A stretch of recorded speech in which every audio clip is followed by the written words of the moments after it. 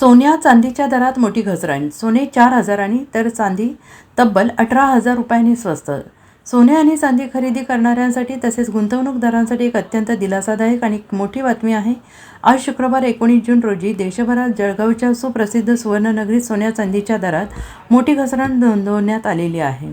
भारतीय सराफा बाजारासोबतच multi commodity एक्सचेंजवर सुद्धा मौल्यवान धातूच्या किमती कमालीच्या घसरल्या आहेत.